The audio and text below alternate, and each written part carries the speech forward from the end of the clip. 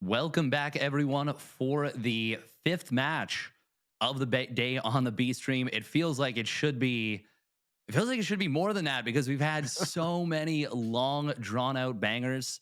Obviously we had Spirit versus a Laser that went the distance. Cero versus Classic went the distance, and now we have got another match between two players. This one, like I said, is going to be an elimination match where the loser goes home, Clem and Oliveira. And we were talking about this before. It is a rematch of the IEM Katowice. Yeah, that was probably the first match where I was able to look at Katowice, right? You know, Oliveira was showing some hints of greatness beforehand in EPT Cups. But that match against Clem was probably the first time, because Steadfast, you and I cast this, at least the first time that we were able to take a look at Oliveira and say, you know what? There's something special here. He took a fight on Gressvon that it felt like he had no business winning. But he was able to bait Clem out just well enough and spellcast well enough and position his units, and he won what felt like an impossible fight. And then he goes on to win the game, and then he barely qualifies at a group stage, really off of a map score that I think he actually had a negative series score, it was like 2 and 3 or something like that. But of course he made it out. And then of course we had that incredible run. And Steadfast, I'm looking at the maps here, you know, I know we've been freaking out about Gressvon all week. It's very exciting. But with the history these two players have, and with the incredible game they played, Gressvon map 1, I'm not upset. No, I'm certainly not upset either. That is going to be a good one. Now, it is worth noting that, Clem chooses a map that doesn't have a does have a flat ramp natural, and that was a match that it felt like Clem was in a winning position for a lot of it, but Oliveira kind of turned it around at the very end with some great play and took the decisive game-winning engagement. Let's see how it goes this time, because we have spawning down in the bottom right for Team Liquid. The Red Terran player, it is Clem. Man, that that nickname is apt because he needs one right now, sitting at 1 and 2. But in the upper left, in the blue here, looking to make another miracle run, looking to be just that much better time and time again. He's the reigning world champion. It's Oliveira. Just a normal man. God. Yeah, we can talk about his run forever. It was so brilliant and beautiful. And it was just such an intense emotional period. Watching him, just absolutely pop off at the end, talking about the closing of the Chinese servers and how it was kind of like, he was like, I'm just so happy I can do this for the Chinese scene as well. It was just an amazing, everything about that run was just so amazing and so cool and really awesome to see once again. Let's see if he can bring a little bit of that magic here, because he is on the verge of being eliminated. That he is, but look at this from Clem here. It's a barracks in the main, right? Okay, fair, but it's not on the wall. It's harder to scout. And on Gressvon, right, a big map, not the longest rest distance, but it's close. He's gonna go, and he's gonna go reactor first here. No Reaper, no Marines. He is just leapfrogging his way into, not even the mid game, but he's leapfrogging his way one step further into the early game. And what this means is that if Oliveira wants to get aggressive, if he wants to run across the map with Reapers and Hellions or something, Clem is just gonna have that little bit better production. And so Oliveira has to figure this out in some way. If you run across the map like this, it's not gonna be good, right? You just will not have as many Reapers. It's not gonna be great. So yeah, scout around with Reapers right now, but this is gonna have to be a defensive Oliveira going into the mid game. And you know what? Luckily for Oliveira fans, he does have that command center on the way faster. He is playing a more even-keeled style, I guess would be a better way to say it. Yeah, this is kind of interesting from Clem. He's elected to continue to mine with 3 on each gas. So really pumping that gas out heavily in this matchup. And it's not going to be the really committed one-base play, but Clem is definitely going to want to get something done with this. And it will be, there will be a lot of power. Now, obviously, something about the reactor first is that if it is a dedicated proxy to racks, it's really tough to hold. You are kind of relying on maybe either a mistake from your opponent or you're gonna try and find something with some SCV pulls. I mean, maybe that's why he built the barracks where he did, to give himself the option to pull SCVs a little quicker. But ultimately, we're past that point. Clem survived. It's no problem. And he will start pushing across the map. Did he hide his 4th Reaper, or did it just rally late? Because he might be trying to make this look like it is just a 3 Reaper, 2 Hellion, as opposed to the reactor first with a few more units, maybe hoping his opponent will commit to the low ground defense. And now the 4th Reaper shows up. Already 2 SCVs and a... Nope, just the 2 SCVs, I think, going down. But that's a nice little start for Clem. He does need to find a lot with this, though. Yeah, even honestly, like denying mining like this and getting 2 workers, it almost balances it out, right? It equalizes the worker supply a little bit, but now that's a great, that KD8 charge, it broke the lock on. That's actually super cool. But now again, medevac's out. You can heal these, you can heal the Marines, you can heal the Reapers, and actually the Reapers can heal double time. So, you know, Clem denies mining at the natural a little bit. He equalizes the worker count, which was kind of the bare minimum he had to do. He trades some army for army. But now that Oliveira stabilized, you know, he's got his natural at a decent timing here. He's spent a little bit more, 50 more minerals and 50 more gas. Not the biggest of deals. How does he choose to approach the game? Because he knows that, you know, Clem did commit to this. He got reactor first. He got a couple more Reapers. I mean, that is somewhat of a commitment. And it's going to be that drop with everything he has. But Clem is already prepared. It's 4 Reapers. It's 2 Hellions getting ready to move into the main. And Oliveira, steadfast, he's got no idea. And this was the result of that very quick follow through from the gas. He uses it to get that much quicker medevac than you'd expect, given how many units were produced. Already 5 SCVs going down. Oliveira is committing on the other side of the map. We see a couple Marines that just popped out going down. Siege tank, it's going to get bounced around, says, oh, you get out of here. Gets the kill. Clem is finding so much value. Oliveira needs to get so much damage done. Clem's got 2 tanks on the defense and a Raven.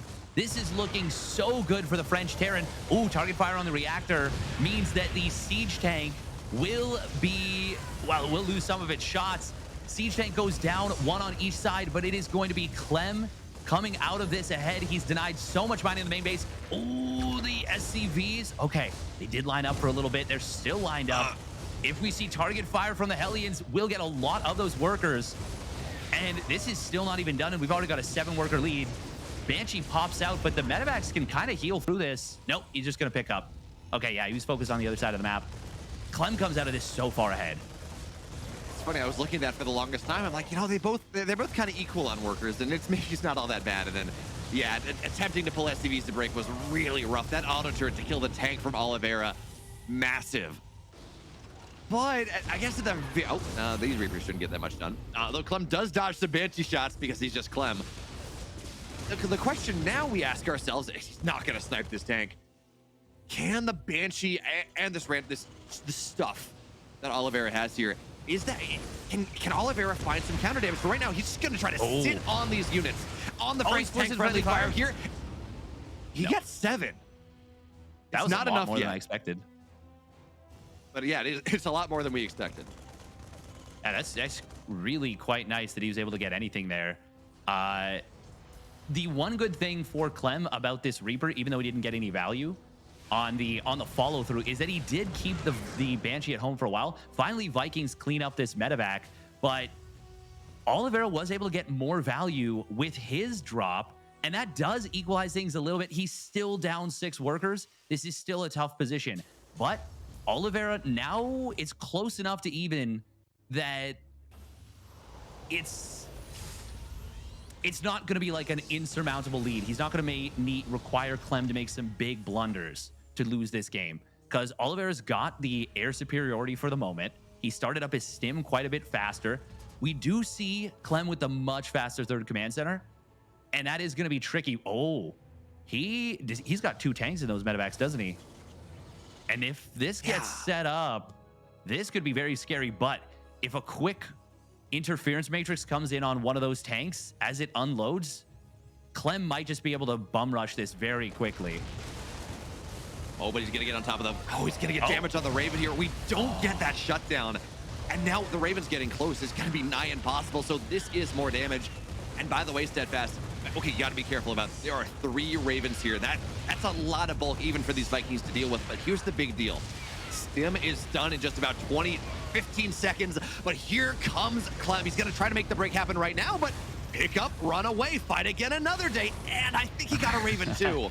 So Oliveira gets 4 workers, he gets a Raven, he denies mining for a while, and now he's got this timing that he can try to, look at this, he's rallying across. He can sledgehammer into the natural, try to get that siege based on this stim. I don't know that he's gonna try for that, but it feels like he's fighting his way back into this game, right? But he needs to hit with another move. He needs to find like round 3 to really start to make it happen. And well, here we go again. I think that's 3 tanks this time.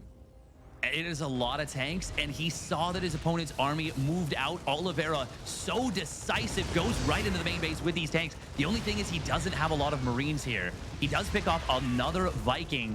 Oh, these Ravens, if they can get their interference matrices, could be big. There they go on in, and that is going to be all 3 tanks going down. And Clem, oh, even snipes some medevac on the way out. Good job from Clem. Oliveira, though, Liberator in the natural at the same time. Grabs 6 SEVs, forces a lot of lost mining time, and will even the worker count out. Finally, Oliveira, after all is said and done, oh man, he's way behind in tanks. What is the tank count? It's got to be big for Clem right now. Yeah, 5-2. Oliveira does have the Viking lead, and it's a big deal because he can actually make Liberators with this. But Clem does have if he can get these tanks in the right position, this could get very hairy for Oliveira. Look at this. Oliveira's just trying to take the fight in the middle of the map. He knows he has that air superiority. Actually, just gonna land the Vikings. Oh, Vikings he wants land. to bust No. this. This is not the play. Not at all. I mean, I understand the desire to buy time. I really do. You don't want Clem to just put the knee on your neck. But that was not the play. He had this powerful Marine time, and combat shields were just about done. And now here comes Clem's Vikings. They're gonna run right through. There's no splash. I think Oliveira just, it was not gonna be an easy game after everything that he took early on. But this feels like Oliveira kind of threw away his last-ditch effort at this game. It doesn't feel possible anymore. No, it doesn't really. And Clem surviving the scary moves from Oliveira. We're gonna see the SCVs being pulled, but it will not be enough. Clem gets the fight he was looking for. The one advantage that Clem had was the tank count. And Oliveira, he looked at that one tank that sieged very far forward. I think he maybe thought he could run it over, and he wasn't able to do so because there was 4 more tanks on the high ground. Oliveira runs into a meat grinder. Clem crushes that and puts himself up 1-0. Well done by Clem. Yeah, this is that was a little bit rough. I feel like if Oliveira had just kind of fought a retreating battle, right? You take advantage of that sky lead. You knew you were, I mean, I don't know that he knew the timings necessarily, but he was going to have a timing when he had stimmed combat shield Marines, and Clem, the Marines didn't have stim. So if you can set up maybe a concave, use that to, I don't know, buffer on top of the tanks. There were better fights to take. I understand how scary this felt for Oliveira. He wanted to really take this fight before Clem started to siege up his third base, but I mean, I felt like there were better options. Even still, though, Yes. Clem fought tremendously well in this game. I mean, weathering the storms of Oliveira over and over again, finding value with that drop that Oliveira didn't expect. Oliveira held the first part of that game so well, right? The Reaper Hellion pressure played so well. And then it was the 4 Reapers and the 2 Hellions, right? In that drop that Oliveira didn't expect, that shut him down to 1 base mining, killed 15, something like that, workers. And then all of a sudden, wow, Oliveira, you're in a rough spot. Yeah, he was definitely in a rough spot. He was making moves to come back in it, and he did even out the workers, but obviously losing those 3 tanks in the main base, not able to, maybe if he can unsiege them as the interference matrices are coming in, and even saves 1 or 2 of them, maybe that's enough for him to hold the counterattack. But I honestly think he could have potentially held it if he had not landed the Vikings the way that he did, instead tried to slow play it, just, delay Clem, and then go for a Liberator instead and try and hold the high ground. But instead, he attacked up into a high ground position with a lot of siege tanks. Clem crushed it, took the game, and now we have spawning down in the bottom right for Team Liquid. It is the aforementioned youngster gonna shake the monkey off his back of a big offline win. It is Clem.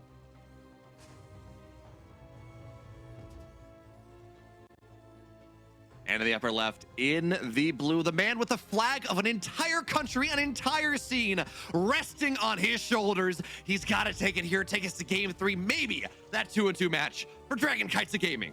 It's Oliveira.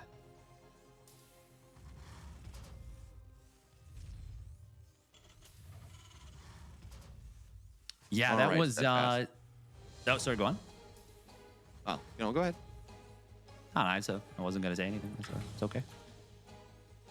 So I was going to talk about the builds and the fact that in this game number, we saw a difference in game 1 on Grespon. Clem got away with some macro greed, some tempo greed, really some timing greed more than anything else when he took that fast reactor, and that allowed him to go for that pressure. But in this game number 2, we're seeing perfectly mirrored builds. Barracks, double gas, factory on the way. Should see a command center off of that one. So I don't think Steadfast that we're gonna see quite so explosive of an early game, right? When everyone can build the same thing, it really is all kind of a gentleman's agreement, a handshake to go into the mid game. So given that it seems like for now Oliveira and Clem are doing the same thing, what do we want to see out of Oliveira? He's down a map. Obviously, it was really just one mistake. He didn't expect the drop there that made everything else hard.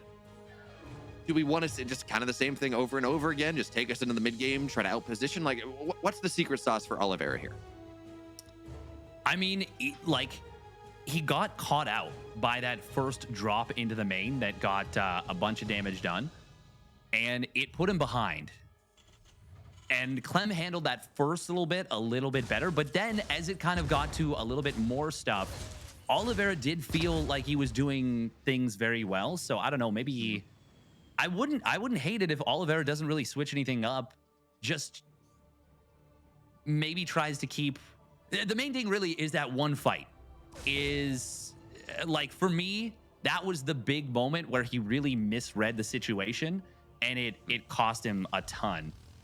Now, we did see Clem going for an SCV snipe right there, and he does start his starport just a little bit faster. So Clem, once again, doing a little bit more with the gas early on, but I mean, we'll see. It's likely that they still both go Cyclones, and we don't see anything too out of the ordinary, but I wouldn't be surprised. They're both players that like the early medevac and trying to put some pressure on. Wouldn't be surprised if we see both of them going for a Cyclone medevac drop.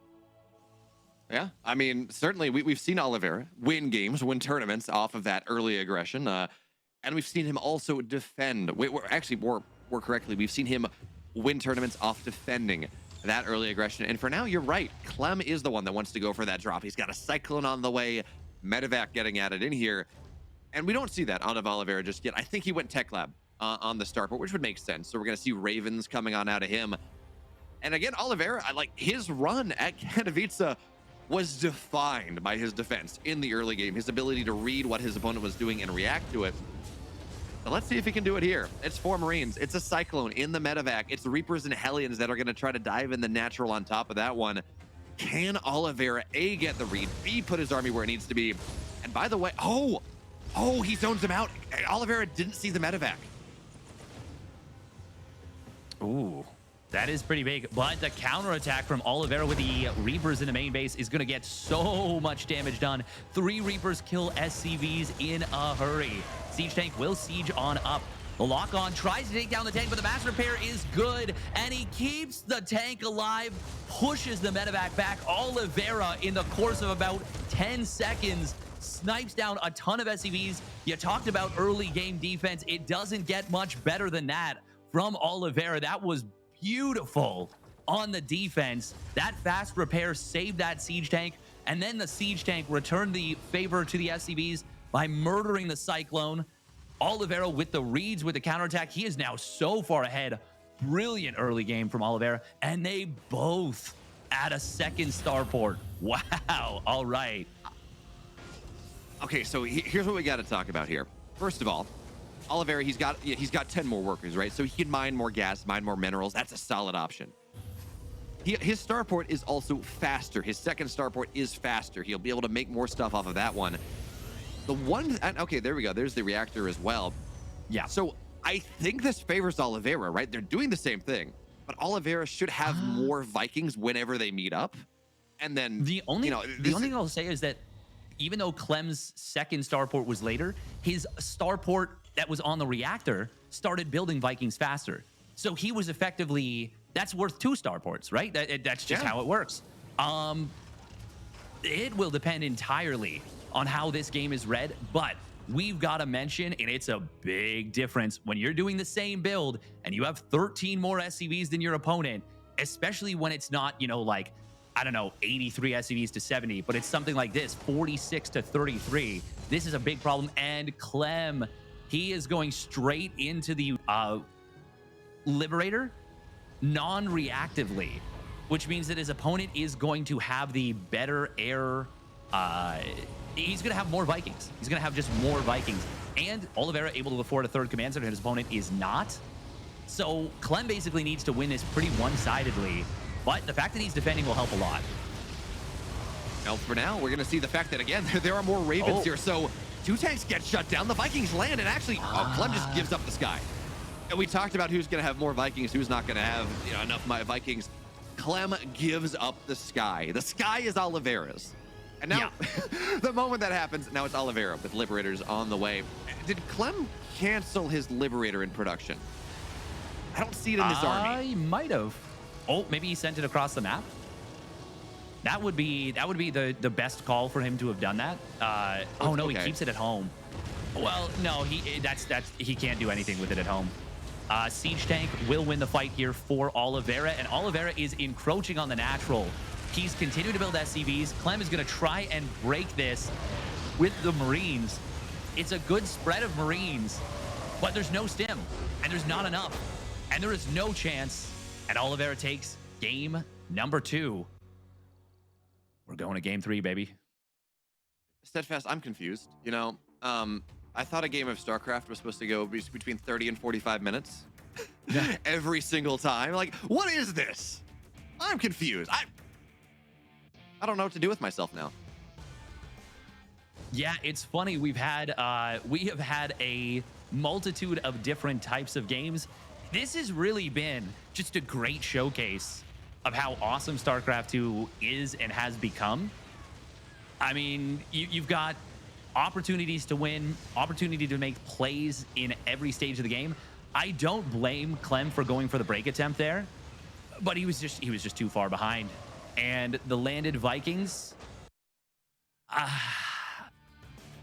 it's kind of sad because it feels like both games, the not necessarily game losing move, but the move that like clinched pretty much the end of the game was the players landing their Vikings when it like ended up being the wrong move. But at the same time, like both players were in an uncomfortable position when they did so. It's just kind of funny that that was like the decisive game ending fight in both games. Yeah, that's very fair. It's you know what it feels like? You know, the Heart of the Swarm cinematic where the Viking lands like, I'm gonna do something. It's like, no, just stay in the sky, like kill a mutant, it's fine. Or in this case, try to fight. Like, at least you're doing something. At least you're not gonna totally give up air superiority as badly. You will maybe take some of your opponent's Vikings down, something like that. But regardless, Steadfast, we're now looking at the rubber match, and in the upper left, in the red here, he's playing for Team Liquid, looking to do probably one of his best offline results. It's Clem.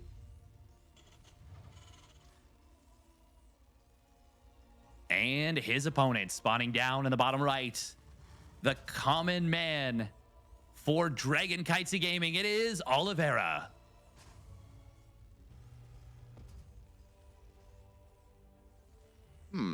We have different builds in this game again. We have it was gas first from Clem and Oliveira. Ooh. What is this with the barracks? He's just being a little sneaky. He's just saying, oh, you poke in, you see no barracks, maybe you think some kind of proxy 2-Rax Reaper, huh? You know, is maybe misread the build and you just leave the game, think you're dead, maybe I win, take the check. No, he's just, yeah, it's not too much. He's just kind of hiding it. It's obviously not going to result in too much. It shouldn't. It would take a massive misread from Clem for that to happen. Clem, though, he is going 1-Rax expand off of this. And with the SCV scout, maybe he panics a little bit more than he normally would because it's a 1-Rax expand. We'll see. We'll see. I mean, I feel like even with this barracks, right, on the, well, I guess you're still worried about the proxy. I was gonna say, it's like, okay, even with this barracks hiding, you're still probably gonna put the factory in the front. Oh, never mind. That's a supply depot. So yeah, he's gonna see the factory. He's not gonna see a barracks scouting pretty much everywhere in the map for it. So Clem, yeah, you're right. He doesn't. I mean, it's not that big of a deal, I don't think, but he doesn't quite know what's happening here. I mean, if he sees the barracks at home, maybe he builds the command center on the low ground instead. This looks like, because you've seen the factory, this looks like a one racks proxy racks. Like, this looks like a single proxy racks Reaper, which is not something we see in this matchup very often at all. But now he, of course, sees the Reaper. But by now, he already built the command center in the main base. And the only reason you would have gone for the scout is to see, hey, can I safely take the expansion on the low ground? That's the only reason I can think of to go for that SCV scout timing. And that ends up, I think that got some value for Oliveira hiding the barracks. So, you know, nice job. Good work. Not bad. And look at that. Okay, so Oliveira thing.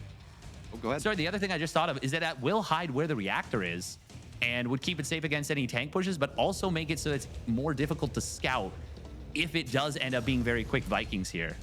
That's the only thing. Yeah.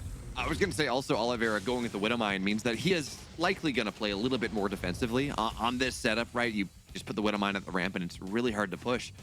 But you talk about the reactor and the other option there, right? You talk about, okay, going into Vikings a little bit faster.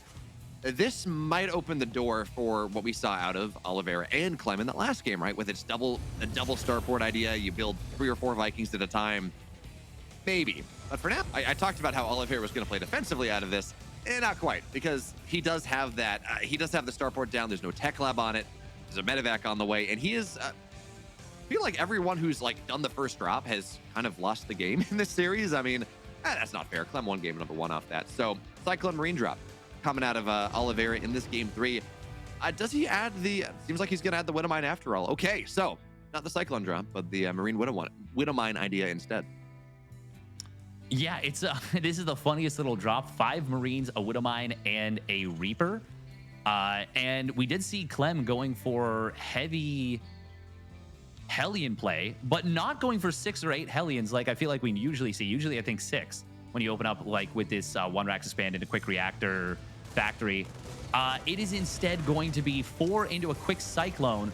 Ooh, the Cyclone locking on to the Widow Mine, and it just burrows. That's actually kind of the worst case scenario for Clem.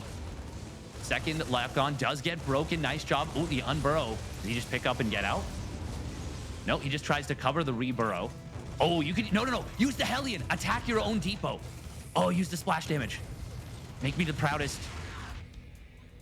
Did he? Oh, no, he just like soaked it and let it. Yeah, okay. That's fine. That's fine too. That's fine, Clem. Don't style. Even though I specifically requested it. Actually, he might have even had a Raven and just literally used detection and just killed it for free. Making his Raven was super complex solution very irrelevant. His Raven was on the other side of the map, though. That was what got the 4 SCVs. That was what Oliveira wanted to move. I mean, he committed to this. It was, what was it, 4 Marines, a Reaper, and a Widow Mine. He didn't commit to that. Like, that's a fairly significant early game commitment, and the Raven just gets more here. Now, these tanks, the Cyclone's on the other side. Clem, opportunity, but the tank's going to unsiege. Damage gets happen here, and of course, with repair, should be okay. But, oh, man. Clem almost slapped this game wide open, but now Oliveira on the other side, 4 Marines or 3 Marines, whatever, a couple of infantry units and that Cyclone. There's a tank there though. It's not going to happen. Yeah, that's the second clutch repair Oliveira has gotten on an early siege tank in this series. The reaction times from Oliveira have been top notch, and now he is going to find this Raven. Oh, but it looks like Clem. He has enough to scare Oliveira away from this position, but Clem actually loses track of the drop for a moment. Oh, but there's the lock on. Okay, of course, neither one of them knew exactly what was here for both players. Boom. Big kill. Lock on. Wow, stayed way longer on that siege tank than I expected. Good cleanup for Clem. Clem comes out of this. Ooh, will be a double scan or a double lock on, but it's the scan, not able to get the kill. Scanning for a Cyclone is a little bit bold, and the fact that he didn't get it, that kind of sucks. But if we look at the setups, I mean, Clem is up a few workers, but Oliveira has the faster 1-1, way faster stim, and the faster third CC. Even though the supplies favor Clem, I don't hate Oliveira's position. Not at all. Yeah, I guess honestly, at this point in the game, army supplies don't really matter. Oh, As 4 long as you have Ravens, tanks, though. you should be fine. Yeah, 4 Ravens is a lot of Ravens. Normally we cap out at 3, so this, yeah, actually, you're right. This feels very pushable here, even with the tank count. It's actually down in tanks too. Yeah, I would like to Oliveira addend my statement or amend my statement. Now that I see the 4 Ravens, I would like to change my statement on the record. That's a lot of interference matrices, and he's going to go for it here. Shuts down 2 of his opponents' tanks immediately. Auto turret's not able to get down as effectively as he needed.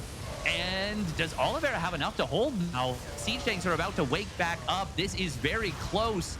Vikings and Marines are going to be enough to win through for Clem. He holds the position, he breaks his opponent's army, and he keeps the 2 Ravens alive. At this point, I think you send the Ravens home. They're so fragile, no reason to risk them. You've already forced a lift on the command center while you land your own 3rd. Oh, but now both of them get sniped down. Beautiful move from Oliveira.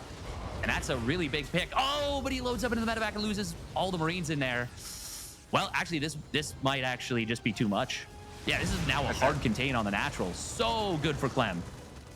Steadfast, can you tell that this is an elimination game? Because this is very looking at how these players are playing. They're looking for every tiny little bit of an edge, but also they're trying to make sure they don't give those edges away, and it's just leading to some really massive plays on both sides. Oliveira, though, you talk about that contain is massive, and the fact that the Vikings are here, he just can't maintain air lead, air superiority. But he does have stim, and he does have 1-1 here. He does have combat shields done in very, very shortly. The problem is he doesn't have medevacs. Like, if you go and you take those Marines, you put them on the right side, on where the 3rd base is, you go for a flank, maybe that's going to be something. But he doesn't have the drop pressure. He doesn't have that ability until right now. So we're going to see him do that. He's going to defend the 3rd base. And now this is going to have to be Oliveira's only opportunity here. He's got to make this break happen. 3rd base starting to get low. Here comes the break from Oliveira, but no. He's going to back up. In fact, he's going to try to find reinforcements on the other side. But Clem's aware. He's backing up. The reinforcements are already here. Yeah, this is going to allow Clem to just tighten the noose on the natural. Oliveira does have enough Marines to win this little spot here, but there's a siege tank on the high ground. It's so well placed. It's shelling away at the Marines. Meanwhile, on the other side, the Liberator did get sniped. That buys Oliveira a little bit of time, but the supplies before they might have been a little bit misleading, but now they certainly do not lie. And Clem is so far ahead in this game. Oliveira is going to need more than 1 miracle to get out of this one. He's going to need the old classic tri-miracle, a triple miracle, and I just don't see it happening. Yeah, the medevac. Oliveira needs everything at home right now. He cannot defend the pressure. He got 11 SCVs. I mean, that's great, but it really is not enough here. He's just buying time. He's eating sit damage here because here come the SCVs. Everything in on top of this army, and it is just not gonna be enough. You got 3 medevacs. You got 1 Marine. I guess that's a lot of healing, but no, that breakout is not gonna happen. Now, I do not blame Oliveira for staying in this game at all. He's gonna tap out anyways.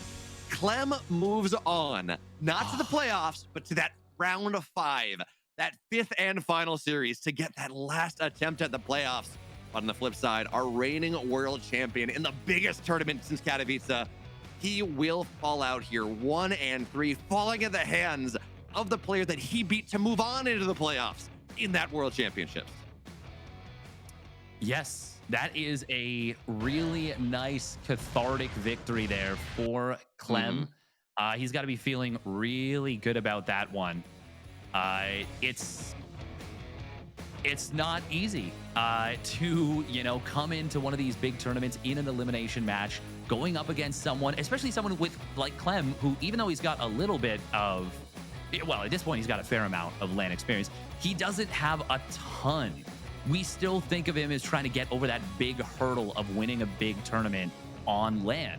He's so good at those European locals, those, not even locals, the European regionals, but those are all online. And when it comes to offline, he still needs to get over that hurdle. So the fact that he was able to get a big win today against somebody who lost a really important match to last time, that's got to feel amazing. And I, for one, am excited to see what he can do in that final do or die, win, go through, lose, go home match. Yeah, no, it's gonna be a good time. And okay, so we don't have any idea about who's gonna be in there. Oh no, okay, we do. Hero took down Showtime 2-1, so Hero is gonna be waiting in that final match. He's at 2-2. Clem's at 2-2. Of course, there are gonna be 6 total players that are gonna be running in that final set, and only 3 can move on. So Hero's only an opportunity. I don't know who the rest might be. One of them is going to be probably Creator or Spirit, and then it's going to be losers from the 2-1 match that we have on the upper side. So actually, Clem can't run into Hero, and he can't run into Creator or Showtime because he's going to run into someone from the top side, I assume, which means we don't know yet. That being said, we have 2 more series here available to us, Steadfast, one of which we know and one of which we don't know. And if you thought Oliveira was Clem, it has history, it has meaning. It was a great series. Well, we got one here as well. It's the Korean Zerg Solar against Raynor, in a matchup that, again, I think it's dangerous for Raynor. Maybe probably even more dangerous than a laser was to Dark by an order of magnitude or 2. And realistically, Raynor dropping out in the group stage would be very, very surprising. Although, actually, this is the 2-1 match. I'm getting ahead of myself. So Raynor dropping to round 5 would also be a surprise. There we go. But we're just gonna have to see what happens. Yeah, we certainly will. It's going to be a really interesting match. The funny, cool thing about this, almost a little sad that we don't have it now, is that the last time, well, not the last time they met, although that was a big match too. If we look historically, maybe probably close to a year ago, almost at this point, 10 months to a year ago, and these 2 players had met here, we'd be asking the question, is Raynor going to bust out a cheeky Protoss game against Solar? Because he was feeling really confident about his PvZ. He, was able to go for some more stable setups, and he didn't like the instability of ZVZ. But obviously, we're past that now, and now what we look at is the last time they met was at Home Story Cup, where Raynor went up 3-0 over Solar. Solar came storming back, brought it to 3-3, and then Raynor shut the door on the reverse sweep. So a lot of emotion there as well. It's going to be really interesting to see what they do. Yeah, it's going to be fun. Regardless of what happens, it's going to be fantastic. Solar, by the way, has had a great run in this tournament thus far. He had to run into Maru, which is kind of rough because, they're teammates, and Maru is like +20 on maps against him all time. Maru's kind of been his bane, especially in big tournaments. The one exception, actually, as we talk about that, was Gamers8, was to qualify, where Maru did lose to Solar in that qualifying match, had to go through the lower bracket. But even still, right? Unfortunate 2-0 match draw for Solar. Yeah, Raynor should be very doable. That being said, though, as much as we put a pin in that last series, we do have an interview ready with Clem here, the victor, the man who's going to move on to 2-2 to that final match. So first of all, Clem, that was a hard-fought series. Congratulations. Well played. Thank you so much. So as you look at this, right, you're at 1-2, you're moving on to 2-2 now. When you saw that you were going to get Oliveira, the man that you played, that you lost to at IEM Katowice, there's not a lot of room to prep, right? This is the second match of the day. You just kind of got to go and play. What's running through your mind there? How do you kind of center yourself and get ready for a game like that? Well, first when I got the draw, I thought that was a pretty rough draw for me because I wanted the Protoss, because I haven't played against any Protoss yet, and I feel like I'm pretty good right now in TVP. Maybe my best. So I was really hoping for a Protoss, and getting another TVT, I was like, oh no, not a TVT curse where I just lose in TVT again. But honestly, I just try to not put too much pressure on myself, because I feel like that's usually why I struggle and why I lose. Is that just put a lot of pressure on myself, and then I struggle staying relaxed and not being too shaky. So I just try to relax and just do what I know, just do what I like know how to do. And because I feel like against Cure, I just tried some weirder stuff, and it didn't really go right for me. I was like, alright, I'm just gonna try to do stuff that I know, and hope it goes well. Yeah, that was a pretty close series. Clearly it worked out well enough. But Steadfast, what do you got? Yeah, first of all, congratulations. That's got to feel really good, especially considering, you know, like you said, TVT. Even though I think personally your TVT has become a really strong matchup, it still can feel like one of those kind of, I guess, anchors a really difficult match. When you saw Oliveira, were you thinking at all about the series from IEM Katowice? Was that something that was kind of in your head, or were you able to just kind of put it in the rearview mirror, not worry about it, and just play your game? Well, I was thinking about it actually, a little bit before the match, but the series I played against him in Katowice, I felt like the first game I should have had it, and then the second game was just a bit unfortunate. Like I kind of had a build order loss, so I lost. But I was like, if I can play like I did the first game and just do like a few less mistakes, then I should be able to take it. But yeah, I think me and Oliveira are really close in level, so it really can go either way. And yeah, like today I won, but yeah, the next matches are going to be very, very tough. It's always a very scary match against him. Yeah, absolutely. I mean, he's a world-class player, absolutely, as he proved at IEM Katowice. And I agree. I think you're absolutely able to deal with that. And I think you're a world-class player too. So I would agree that you're on similar levels there. Now, as we look forward, obviously you're going to take it one match at a time.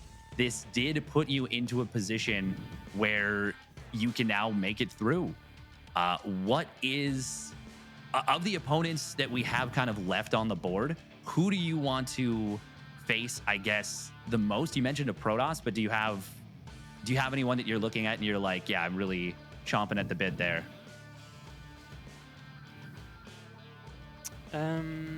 I would want to see like a Protoss. Maybe if I could get Creator. I think he won against Spirit, right? Maybe if I could get Creator, I would be quite happy, even though it would be a hard match no matter what. But at this point, I feel like everyone is just very hard to play against no matter what. I'm just hoping not another TVT. I don't really want to play another TVT. But yeah, I'm just hoping for that pretty much. Fair enough. Well, that makes sense. Thank you very much for your time, Clem. We do appreciate it.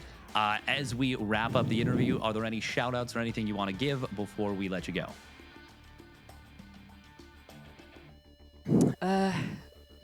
Not really. I don't really have anything in mind. Well, I just hope it's gonna go well for me the qualifying match. I really hope I make it. So I really appreciate everyone cheering for me. And yeah, thank you. Very good. Thank you very much for your time and have a wonderful rest of your day. Good luck in the qualifying match. Thank you so much. Thank you. See you. So Clem says he wants a Protoss, but I got some bad news, Steadfast, because he's gonna have to pick someone from the upper side of the round 4, and that is Beyond Cure on the Terran side, and then it's Dark Solar, Rainer, or Cyril. So like, yeah, it's rough. Yeah. Oh man, that's gonna be a tough one for sure. I just want to say Clem's such a likable, humble guy, super hard worker. But as we get set up for our next match, we are going to go to a quick break, and then we will be back with another mirror matchup. This time to see who can qualify through. It is going to be Solar versus Rainer. Stick around for the Gamers8 B stream.